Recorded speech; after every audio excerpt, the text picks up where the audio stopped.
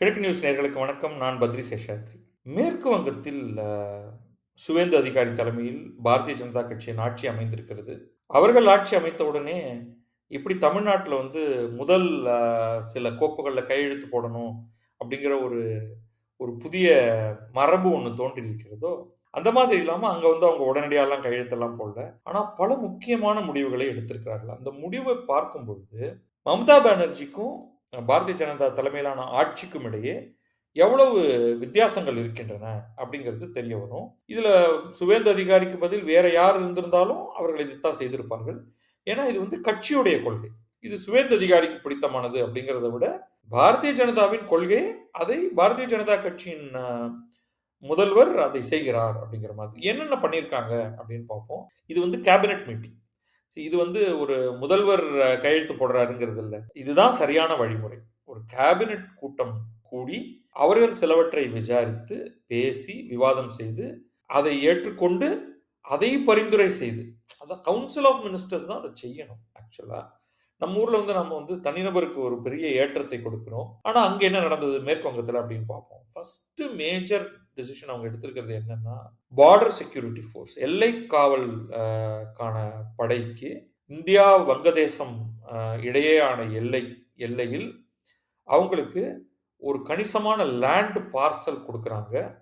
அந்த லேண்ட் பார்சலா வரும் 45 நாட்களுக்குள் இது வந்து மாநில அரசின் கீழ் இருக்கக்கூடிய நிலத்தை அவர்கள் பார்டர் செக்யூரிட்டி ஃபோர்ஸ்க்கு குடுத்து, அந்த இடத்துல ஃபென்சிங் போடுங்கள் அப்படிங்கிறதுக்காக என்னன்னா, இது வந்து அவர்களுடைய மேனிஃபெஸ்டோல மிக மிக முக்கியமான ஒன்று. வங்கதேசத்திலிருந்து இந்தியாவுக்குள் ஊடுருவுபவர்களை இல்லீகல் இன்ஃபில்ட்ரேஷன் அதை தடுப்பது. அங்கிருந்து சாரி சாரியாக மக்கள் இந்தியாவுக்குள் வருவதை தடுப்பது அப்படிங்கிறத அவர்கள் பேசியிருந்தாங்க. அதை பத்தி தங்களுடைய தேர்தல் அறிக்கையில.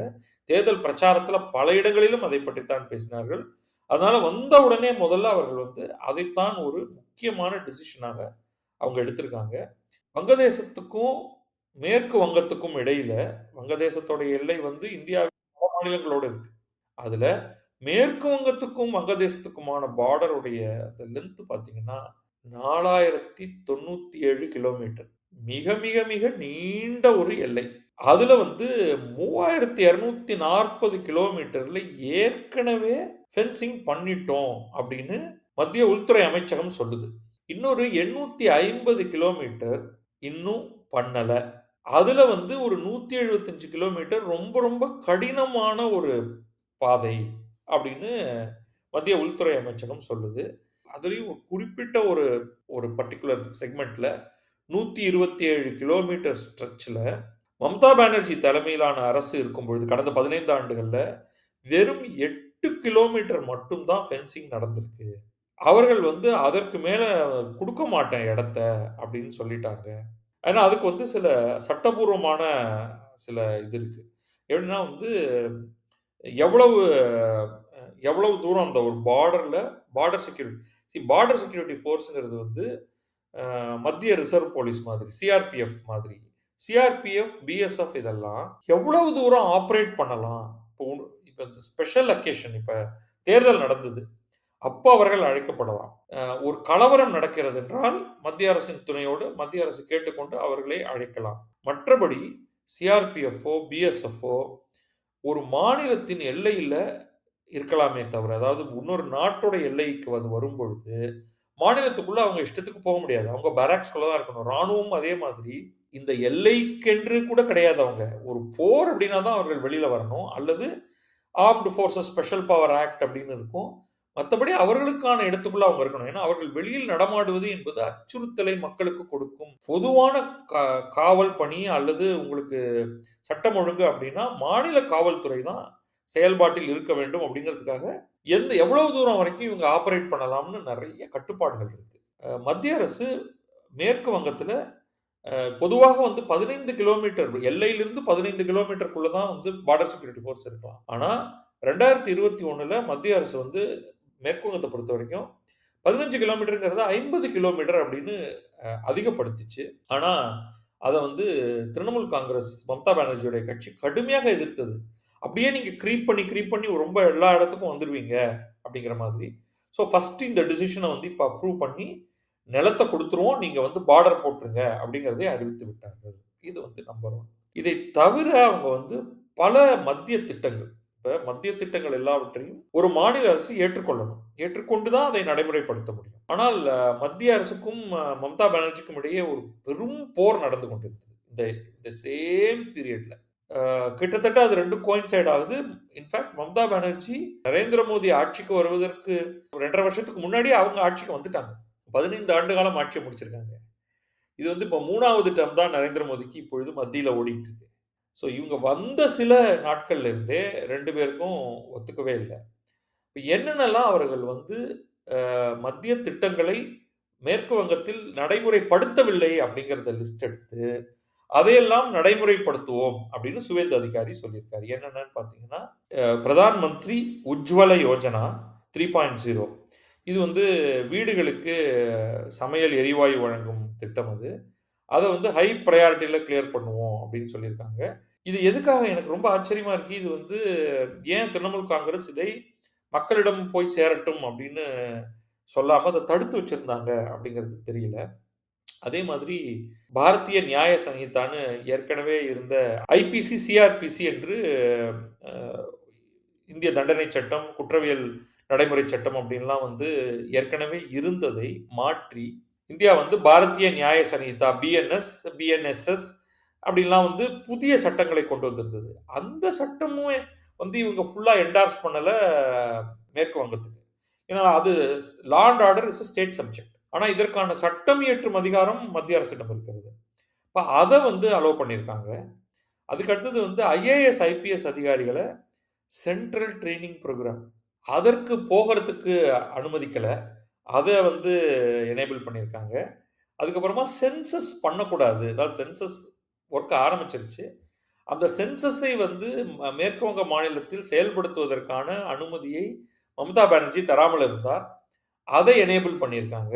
இது இது எல்லாமே உண்மையிலேயே வந்து ஆச்சரியமாக இருக்கு. அதற்கு பிறகு வந்து இது பாரதிய ஜனதாவுக்கான ஒரு ஆதரவு தளம்ங்கிறதுக்காக, இவர்களோட கணக்குப்படி 321 பாரதிய ஜனதா காரியகர்த்தா, அதோடைய தொண்டர்கள், அதாவது அவங்க வந்து பாரதிய ஜனதாவின் நேரடி உறுப்பினர்கள்.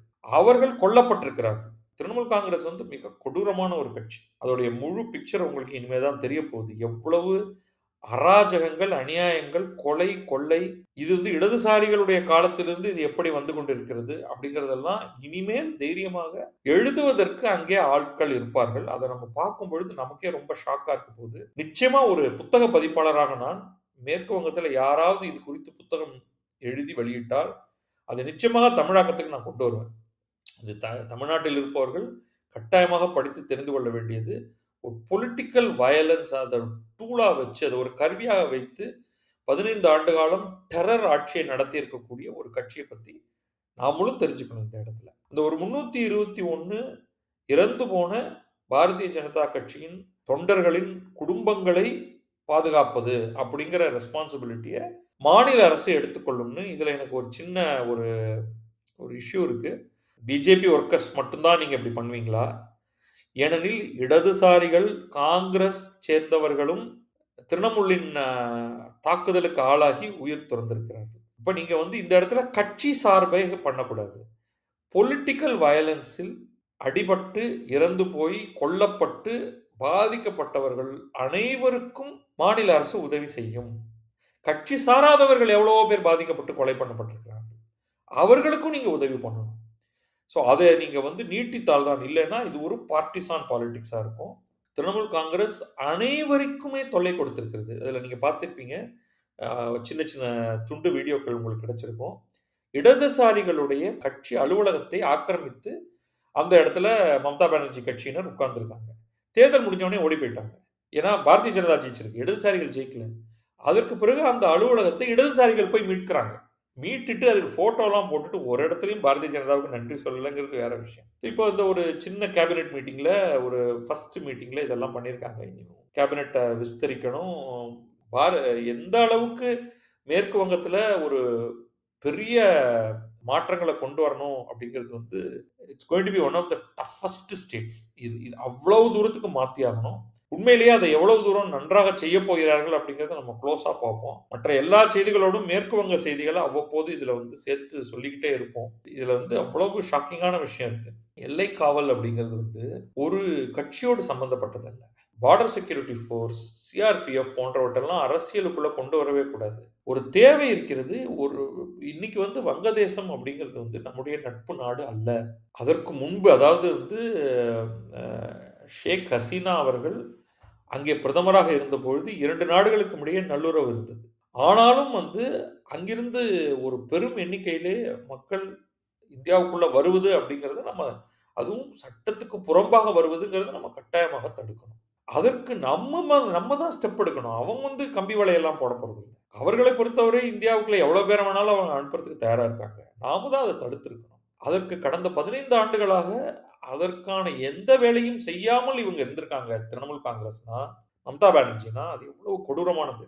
அதில் ஒரு மாற்றம் வந்திருக்கிறது அப்படிங்கிறத நம்ம வரவேற்போம். நன்றி, வணக்கம். நான் பத்ரி சேஷாத்ரி. இது கிழக்கு நியூஸ்.